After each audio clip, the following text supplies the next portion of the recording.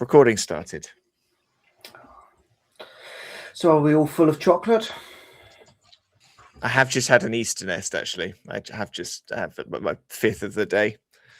Easter nest. Yeah, like little Rice Krispie chocolate nests with eggs in.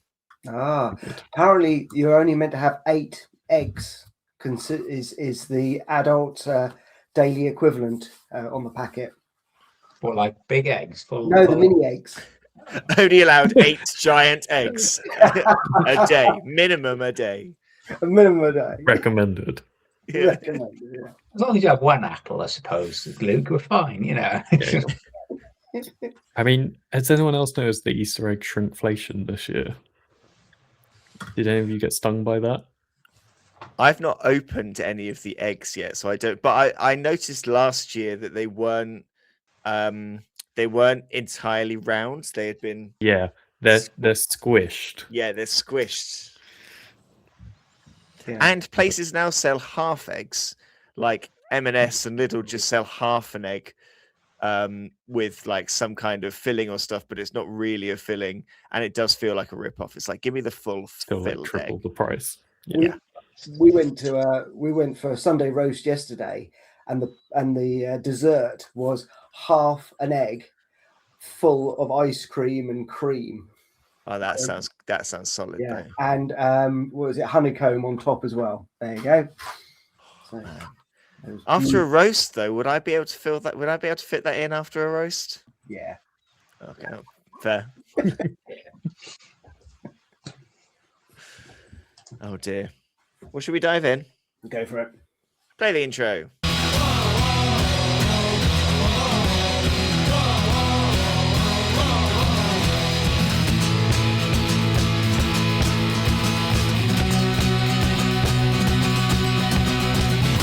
Hello, everyone, and welcome to New Dice Please, the bite-sized Blood Bowl podcast brought to you by the people at Blood Bowl Live. My name is Chris. Joining me, as always, Mr. Scott Bryan. Scott, name that bird. Ready?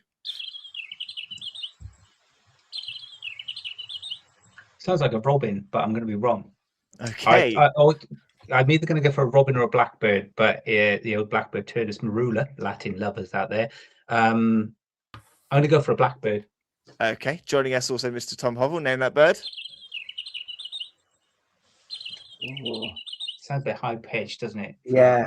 I might go for a thrush. A thrush. Okay. Also joining us, Mr. Luke Baggett. Luke, name that bird. Let's go with a sparrow, as no one said that one, and I don't know my bird calls. The winner is Mr. Scott Bryan. It is a robin. Well done. I said 2. I was going to say robin. I thought it was taken by Scott. Yeah. Well done. You clearly know your birds. We can all guess what sort of bird Feeks he would have said if he'd been on here at the same time as well. Yes. I think we know what bird Feeks would have picked. Put it in the comments, and we'll see whether you're right. We're not here to talk about birds. No. This week, coming up on Friday, you can watch the team reveal on Blood Bowl Live for the Ipswich Classic 3rd edition happening on Saturday. We'll then have Lion Games happening on Saturday. And then I think a roundup happening the following week on Tuesday or Wednesday. I haven't quite scheduled that in yet. I'm not too sure when. But much coverage coming from the Ipswich Classic from the 3rd edition. The tournament that we help with at Blood Bowl Live with Suffolk Archives. We thought we would talk, if you are new to tournament, maybe you've not been to a tournament before, not necessarily, we're not going to sit here and tell you kind of how to min-max the tournament, how to get the most out of the rule set and anything like that. We more want to talk to you about what can you do and what can you kind of expect and what things can you prepare for to have a good time. The whole point of going to tournaments, at the end of the day, all of us do this as a hobby. There are no tournaments out there that earn you enough money for you to say that you make a living out of playing Blood Bowl. So we are therefore all going out, spending our free time, having this, doing this hobby and playing these games against people that you don't know. And we want to make sure it's fun. It needs to be fun for you going, and you need to do your bit to make it fun for everyone else that's going to be there as well. So we are going to spend this week talking about some, I guess, tips and things that you can make sure that if you're listening to this and you're preparing for your first tournament, what are some good things to expect and what are some good things to do? Let's start then with pre-attending the tournament. Some prep that you can do before you go to the tournament to ensure your own enjoyment and other people's. Who wants to kick us off? Yeah, I'll go for it.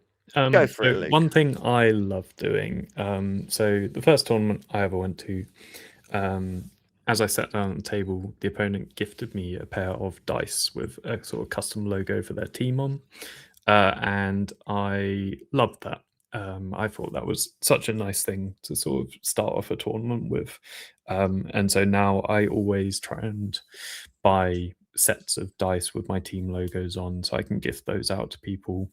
And we do sort of charity donations at our local store for kind of coasters with throw teammate templates on them. Sorry, passing templates as they're probably more normally known as. And kind of give those out, which I think is sort of a really nice thing you can do. And I suppose the other thing I always find myself doing is sort of making sure my team is all fully packed in the box well in advance. And if I've chosen skills and things, put those all on ready. So I just pick that up and go. That's my sort of big things I think I do sort of pre-tournaments, other than reading the rule pack, which is maybe goes without saying, but probably has to be said. I think and it doesn't have to be dice. Like you can get custom dice quite cheap. I think the places that we kind of look for, it's it's a £1, £1.5. It's not a huge amount per dice. And I think it's quite a nice thing. But if there's anything like any league swag, like you say, coasters, stickers, anything like, I always think it's quite nice to sit down at a table and you kind of start that interaction with the other person in some kind of it's quite a nice kind of friendly way to start your game. So I think I would absolutely agree. I mean, I have so many custom dice for different teams now that I absolutely would agree with it. Mr. Hovel, have you got anything that you would do to prepare to kind of before you go to a tournament? Yeah, what would you say? Yeah, I suppose the big thing for me when I started in league and did quite a lot of league, and then I did a couple of tournaments. And the big difference is you do hit the ground running. When you go to a tournament, you're straight in to a game, and it's not as casual chatting about things. You're literally focused. You got a time limit and everything like that. So the big thing I often kind of thought was know your team. Doesn't matter about the other person's team. You can't just turn up with I've got the new Tomb Kings, let's just give them a whirl and try and learn on the fly. It's much more enjoyable for everyone, including yourself, to know the team. A number of times I've done it where when I originally started taking necromantic, I always forgot foul appearance, and I'd be like, I should remember this foul appearance on a wraith, and because you're in a tournament and it's competition, don't expect your opponent to tell you. They will take it. They will say, "Well, it's up to you." So, I think for everyone's enjoyment, especially yourselves, know your team. Do a couple of trial games beforehand. Go down to your local club or whatever. Have a few games with people that and maybe if you're going to team matches, take a team. If you're going to take a new team, never played them before, give them a dry run first. Yeah, I think you can't be expected to know all 30 teams in the book off by heart and what every player's skill does. But you should turn up knowing what yours does and kind of also be kind of confident enough to, if there's something that you need to explain to your opponent as to kind of how a particular skill works or interacts with things that your team has, kind of be confident enough to be able to say it, I guess, and fight that corner, because you might be playing someone who's never played the team that you're playing before or the skill combination that you're playing before. So I think that's a really good shout.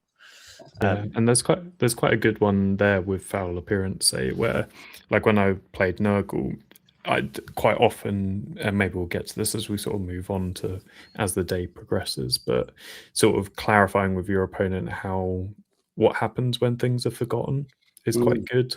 So I often with foul appearance said, if you've rolled it, just roll the one, and you can keep whatever you've rolled before, Yeah. good or bad. And so it's like you sort of set up any avoidance of sort of uncomfortable scenarios just by clarifying what you'll do at the start.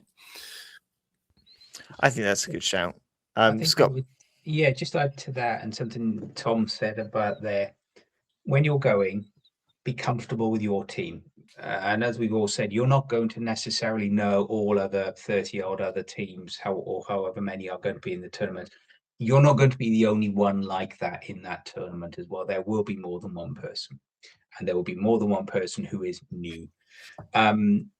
Don't be, one thing I would say is don't worry and don't be overreactive to other people's. So if you see or you get feeling that, oh, lots of other people, or they're taking this setup and everybody seems to be taking that star player, and however, don't worry.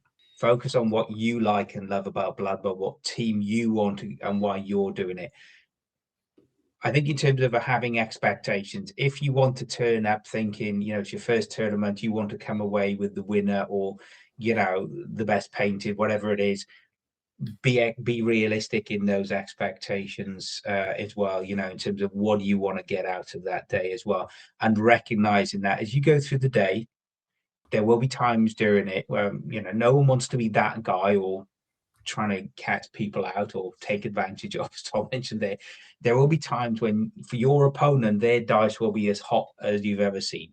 And it will feel really frustrating. You think, what am I doing here? And there were times when your dice, you'll think they're just not rolling anything decent. It happens. It's Blood Bowl. So you will go into there.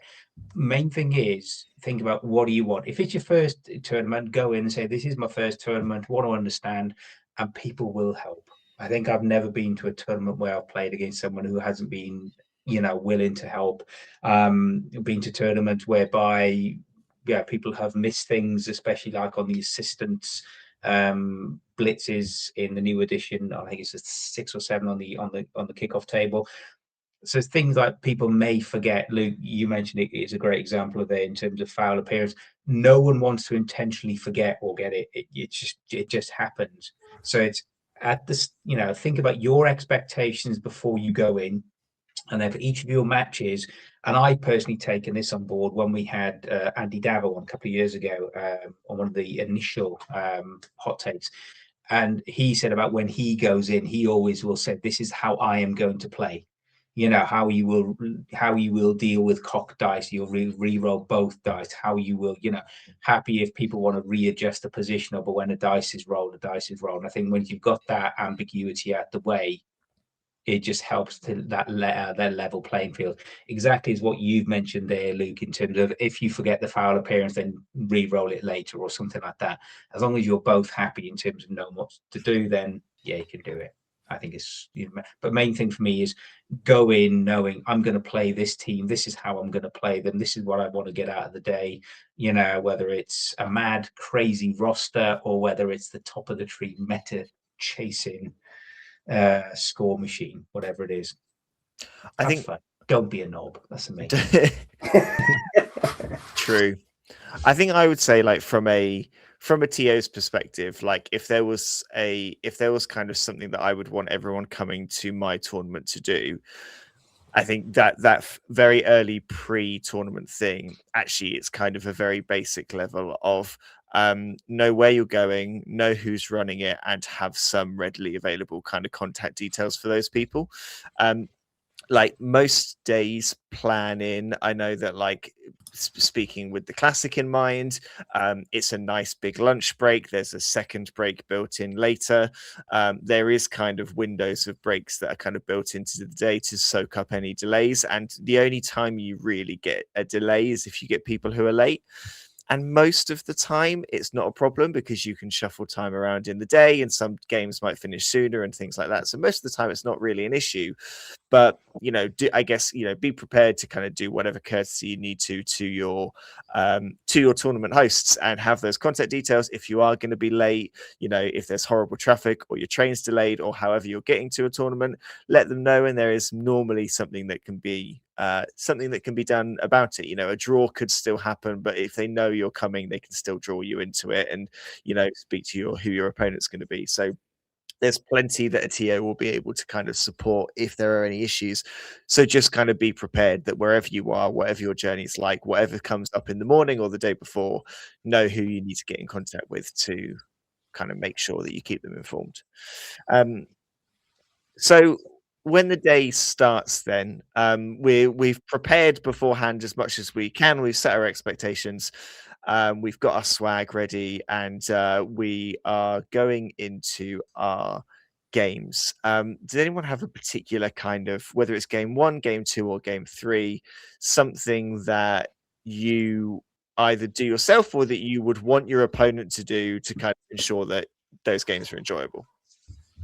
I've got a quick question to you three, and it's what's your preferred method of transporting your players or your team from table to table? Because obviously you bring them all boxed up and all that kind of stuff. Do you have a way? Because at the moment I end up balancing on the top of my exactly that.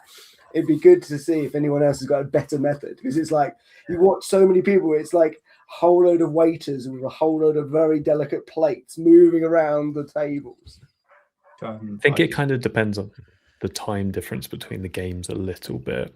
Like, I think so. It's normally, for people who haven't played many tournaments, you typically do a game, then have lunch, and then do 2 games in the afternoon. So a normal sort of Blood Bowl tournament is 3 games a day. Sometimes you get 2-day tournaments where there's then either another 3 or another 2 on the following day. But yeah, sort of between game 2 and 3, I think I'll probably be balancing them on top of my miniature case, which is sort of like a A3 sort of size soft case thing. And that's sort of normally where at the end of game 1, there'll be sort of judges for painting competitions come around.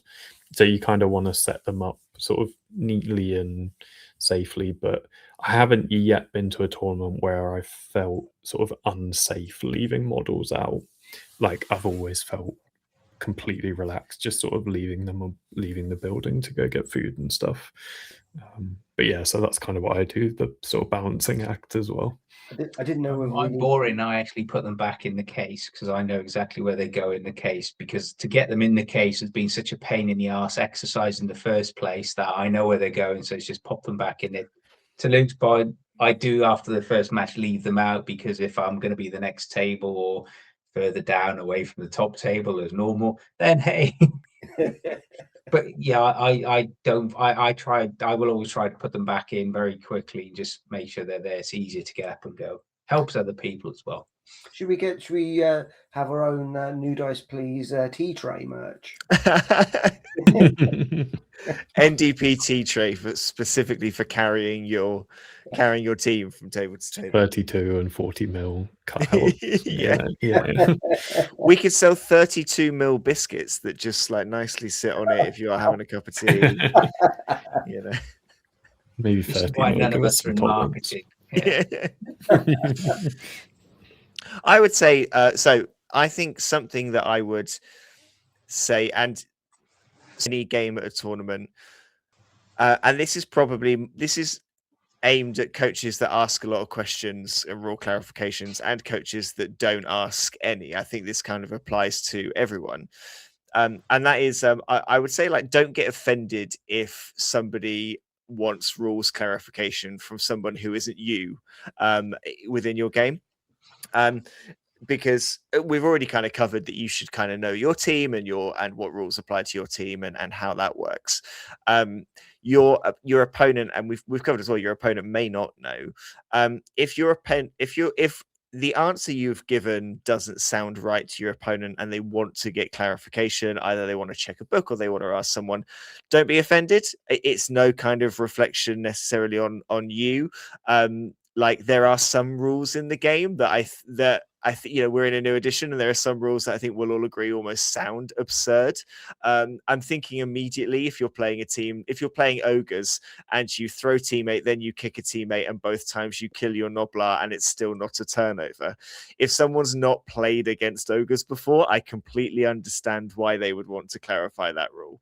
So I think I think that was one thing I would say is don't be offended if someone wants to clarify a rule that you have told them. Yeah. There are so many in this game. The chances are clarification is high. And at the end of the day, you want to get the rules as right as possible. And you want to both be comfortable that the decision you've come to is as right as possible. So, you know, cooperate, I guess. I would like to say there to our opponent, Chris, as well. If you're the other person, don't be afraid to ask. Yeah. If you're unsure, don't be afraid to ask. You're not insulting anybody, and I can't think of any coaches I have played against who haven't said, "Oh no, you should know, and I'm not telling you this." People don't want to catch up. People want the that good game as well as and one thing. Can we just jump back one in terms of prep, and when you go into anything you can do to help your opponent will only help you. So if, for example, you turn up with a normal lineman stacked with 4 colored loom bands, that's going to be a bit of a dick one, especially if it's different colored and it's only you who only know that key color combination and no one else does. Keep it simple. I always my top tip, I always take what I call a little first aid kit in my bag to tournaments. And in that first aid kit is glue. Some models will break. Yeah, and it was, and I know most TOs will, like Mr. Coe, have bottles of glue kicking around as well, not just for their own personal satisfaction, but just to help other people if models do break. It's plastic at the end of the day. I also carry a white pen if I need a white pen marker or help my opponent, and I've done this before. Other people have been great to accept this.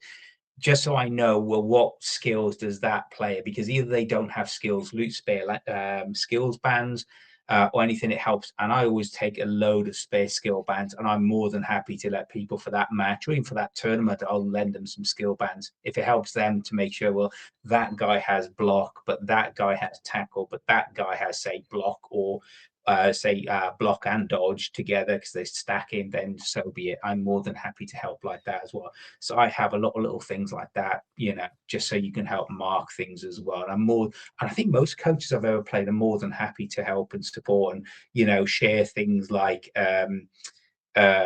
animal savagery bands or take rooted bands or symbols or things to markers, etc., dodge or stunned or prone tokens. So yeah, I think it all helps.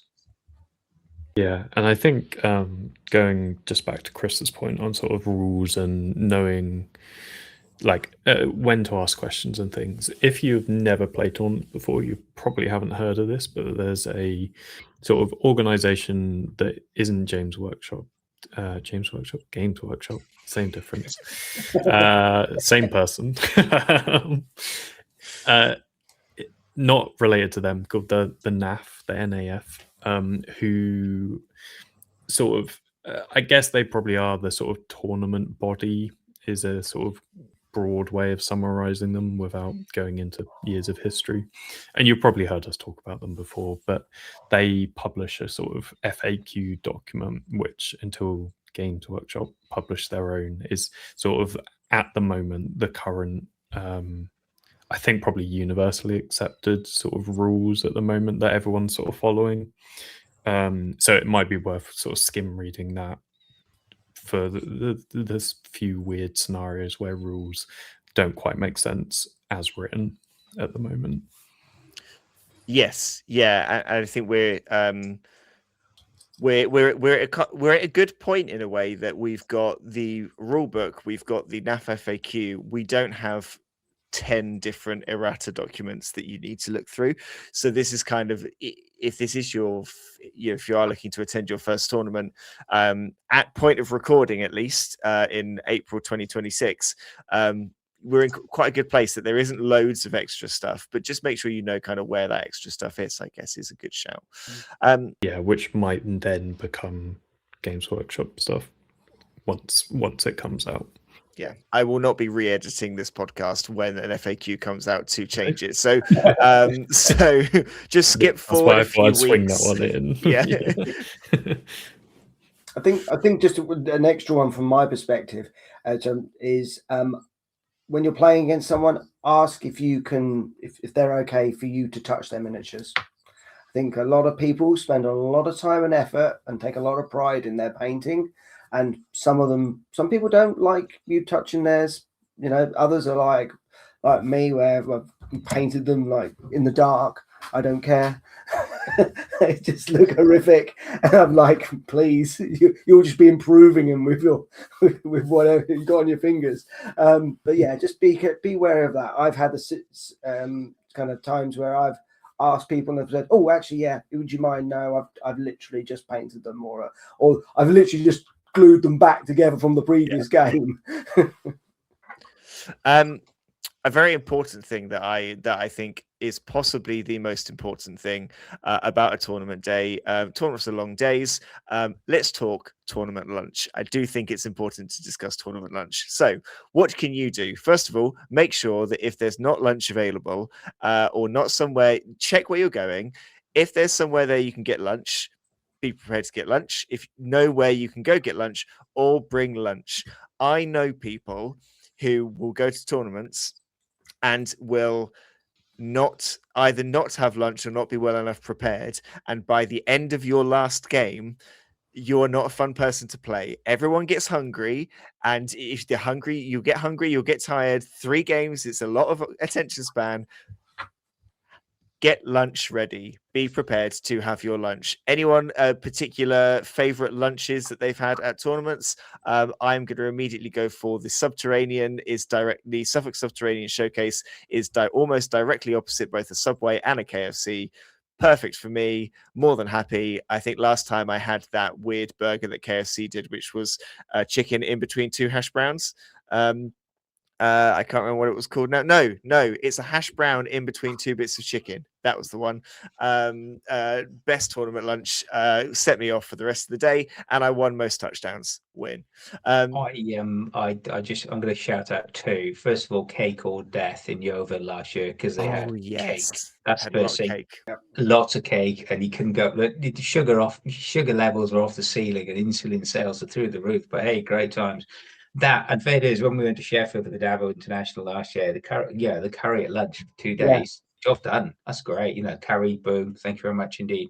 So yes, both those good shout outs. Yeah, I'd probably say KTC. I had a pretty nice, pretty straightforward. Didn't have to think about it. Just sandwiches, crisps, fruit. You go up, collect your own things, and just an extra point on that side of things. When you're playing your first game, it's usually your first game and then lunch.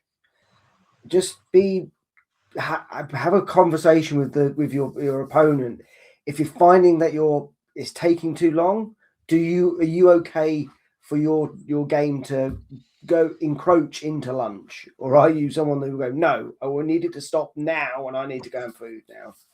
Yeah, and sometimes that's not always your choice. Sometimes tournament organizers will just say, so we've sort of touched on it a little bit, but you typically have 2 hours 15, I think, is sort of the normal game time.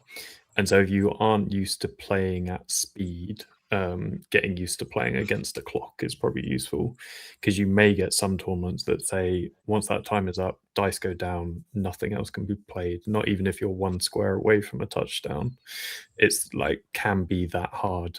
Some others are much more forgiving and say if you run into lunch, it's sort of fine, but just please make sure you eat.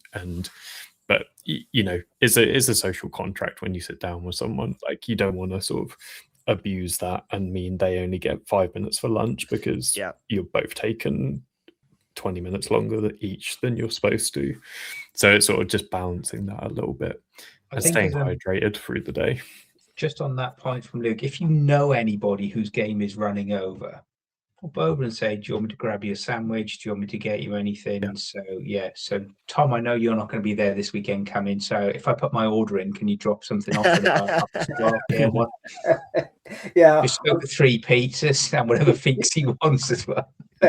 I'll get on my moped and drive around here. Yeah. That's my boy. Good boy. No. And equally, the other thing I have noticed, and it's kind of a bit of unwritten rule, I've never been to a tournament where my opponent's eating while we're playing a game, because that kind of goes upon that my other previous thing about touching people's game. Yes, sticky hands, greasy hands. I've never seen anyone. I've seen people having drinks. That seems to be fine, but I've never actually seen anyone sit there eating a bag of crisps or whatever. Yeah, no, I think the closest I've got is someone using sweeps as reroll markers and then offering them to each of you as they used each reroll. But yeah, it's sort of a weird thing. I don't think I've ever seen anyone eat. I'm sure it would be fine, but I guess just be conscious of what's on your hands when Yeah, you're I putting think models. I think that's probably the better thing. if I turned up with the KFC double down mid game, I would expect my opponent to be like, "Mate, come on." I see you, and I'll bring my kebab. Greasy smears on the Yeah. on the pitch. Yeah. Okay, so we're staying fed, Mhm. we're staying alert, we're staying hydrated.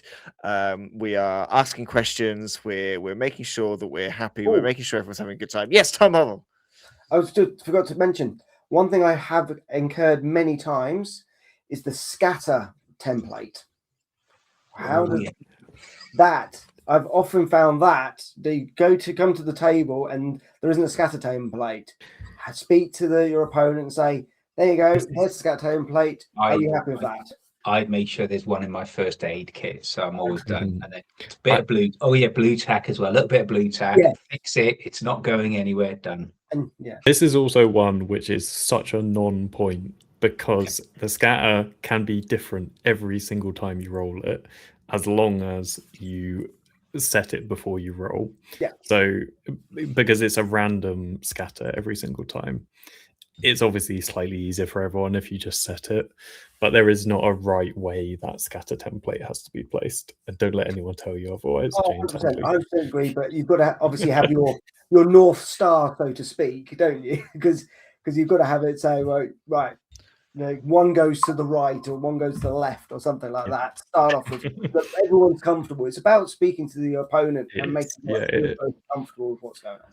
I want a scatter template that you can spin before you roll the dice. I want to maximize randomness and I want to spin the scatter so that it is a different direction each time. Then you roll the d8 to see which direction. All roll them at the same time. Do both. Do both. See the dice roll before the spin stops. How exciting is that? I am going to print one of those this evening. Please print one for me too. Okay, so we're set up. We're happy. We're rules happy. We've been prepared. We've come to the tournament. Let's talk chaos. We've spun things and made chaos. So let's talk end of game and then end of day. End of game, obviously, hopefully, there's been no issues in your game. You've made sure you've clarified beforehand. Your game's gone smoothly. You've kind of had a nice game. Is there anything at both the end of a game and maybe just the end of the tournament in general that you guys think kind of makes a good tournament player, makes someone who you want at your tournament and who you want to meet at a tournament? I don't know if there's anyone else, but personally, I don't like to cry in front of my opponent when I lost. I usually take myself to a corner. Save that for the bathroom. yeah. Okay, so no public weeping. So we keep the public weeping down. No, we're British after all. I always like to shake hands and chat. Because we've all been there on. When the dice have been really, really good and we've had a great result, and when the dice have been really, really crap and not so, and we've all had games that have been robbed from us and we've robbed. That's part of the tabletop nature that we go for, to be prepared to that.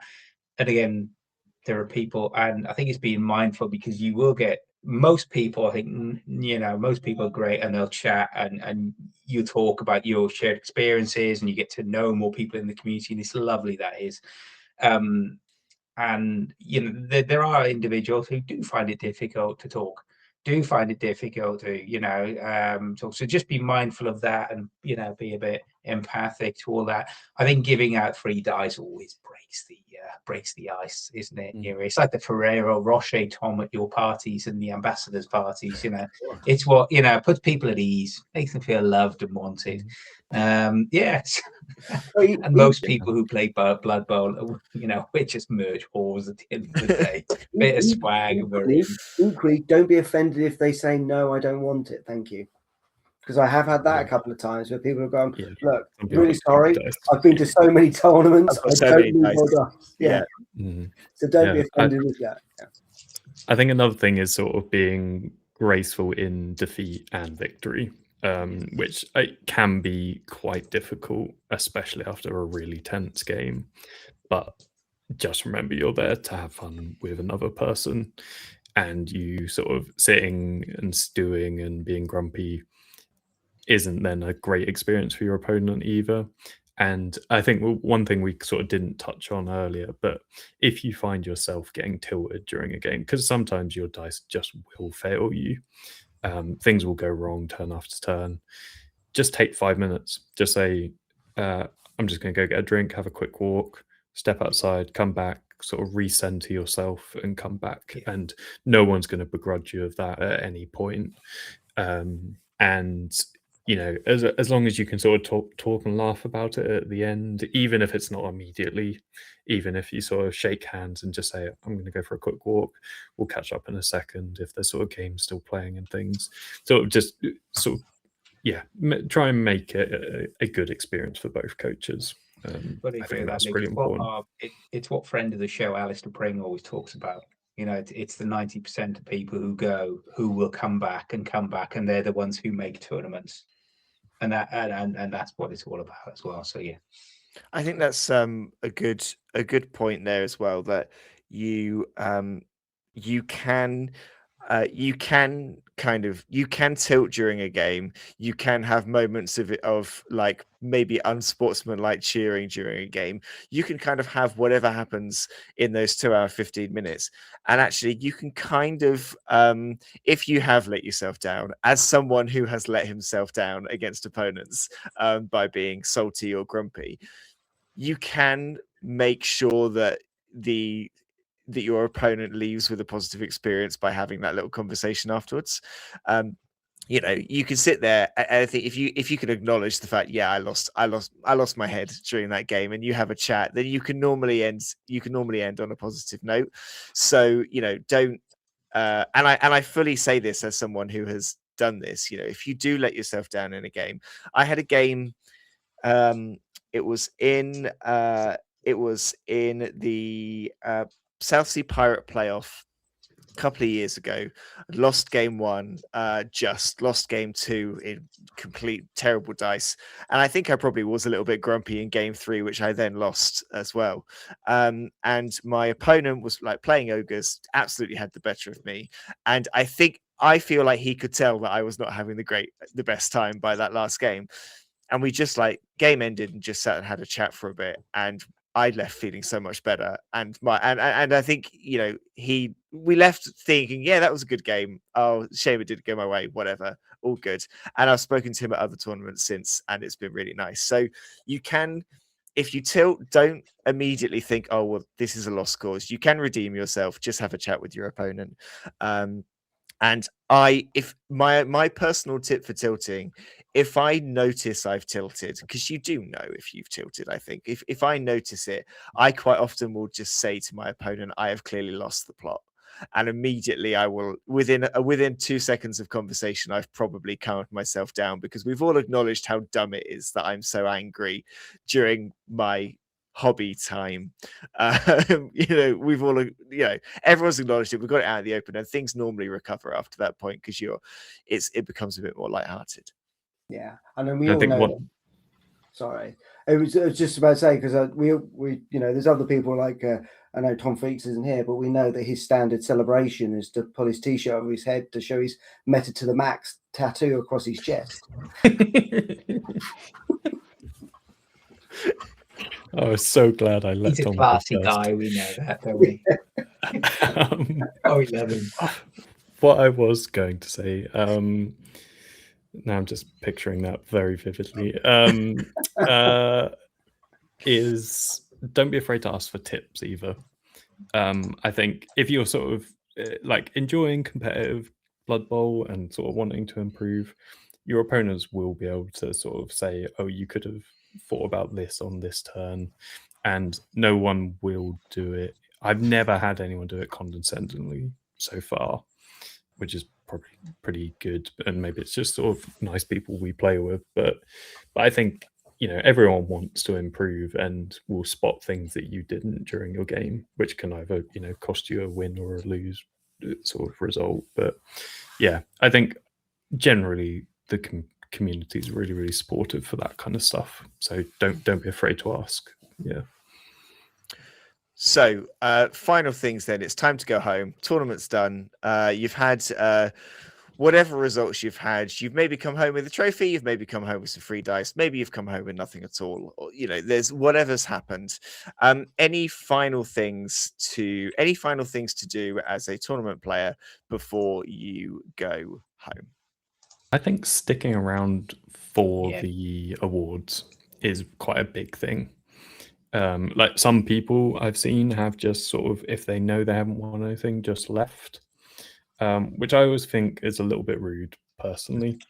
Like I quite like being able to support those that did manage to perform well, and sometimes TOs do random raffles at the end, and I've quite regularly seen people who have won those raffles not be there because they didn't think they'd won anything and then not get it. And it's sort of just I don't know, it's kind of nice supporting everyone and getting to sort of applaud and thank the TOs for all of their work setting it up as well. Yeah, to pick up that point, I quite like the actual additional novelties that I've had. So, for example, Subterranean, we've had a dice exchange. That's been quite nice. So you can stay and do that at the end. So they've got, and then they raffle off all the remaining dice. We've had it in the past where obviously Cake or Death, there was some cakes available. That's quite nice to sit after the whole match, have a chat with people and have a bite to eat before you leave. And so yeah, I think there's a lot of extra things you can do after a tournament, which is, and staying around and listening to who's won and who hasn't won. It's a real eye, because sometimes you're like, oh, I played the person who won. You know, I gave you those points. I think if there's cascading of prizes as well, like you may not, you know, you may know that you have not scored the most touchdowns, but you may know that the person who's scored the most touchdowns is about to win and you may be close. Like, you know, don't immediately count yourself out. You know, quite often tournaments will look to cascade prizes. Ipswich Classic always cascades prizes. It's nice to see as many different people go home with something as possible. So yeah, I think, and I think it is good to, you know, like you say, support the people who have done well. There could be someone who is winning their first tournament. There could be someone who's taking home their first prize. You know, there, and it's really, you know, I'm someone who has never won a tournament. When I win my first one, I really hope that there are people around to say well done because I've won my first tournament. So, you know, I think that's nice for your opponents. I think that's a really good point as something that makes a good tournament player. And I don't want to, if you've traveled from from Scotland down to Suffolk and you're going to make the drive home, you know, then it's understandable if you're going to want to go. You know, but you know, maybe, but best you can, you know, TOs will tell you when the day is going to end. You know, try your best to plan your day around when the day is going to end. Don't kind of try to have that mindset. Well, hopefully, if you are a regular tournament player, that's resonated with you somewhat. Hopefully, if you're never thinking of going to a tournament, or you've never thought of going to a tournament, but you've got your first one, some of those things will you'll take on board, and you'll kind of see where we're coming from there. Maybe you've got your own suggestions. Maybe you think we're talking nonsense. Who knows? If you want to get in touch, Mr. Scott Bryant, how can people let us know their thoughts? Mr. Chris Coe, if people want to share their top tips for tournament, what makes a good tournament experience for them, and they want to share with the wider community, let us know. Is there anything you keep in your particular first aid kit? Is there anything that you have as part of your pre-ritual sacrificial offerings that you recommend for everybody, Tom Hobble included? Yeah, drop us a note, newdiceplease@gmail.com, and as well as telling us and sharing all your experiences of tournaments, Tom Hobble, if people want to watch actually or listen to more Blood Bowl action, how can they go about doing that? Yep, sure. So we are on Blood Bowl Live on YouTube. We are currently recording and showing all our league games. But is there going to be this weekend's games going to be streamed as well? Yes, 3 games being streamed. Not necessarily top table games. We're going to try and pick some really interesting matchups. Probably showing the top table game for the last game, but we're going to try and find some fun matches to show throughout the whole table. So if you're coming to the Ipswich Classic, don't think you need to be on the top table to get on the stream, because if your matchup looks tasty, I may be tapping you on the shoulder. And yep, and we are also on the socials under Nudos Please on Instagram and Blue Sky. Little Robin, word of the day. Dirty bird. You can't say that on TV. That's filth. That is filth. Yeah, Tom. I hope you're going to censor that. I think I might need to. Thank you, Scott. Thank you, Tom. Thank you, Luke. Thank you, everybody, for listening. We've been Nudos Please, and we will see you next time.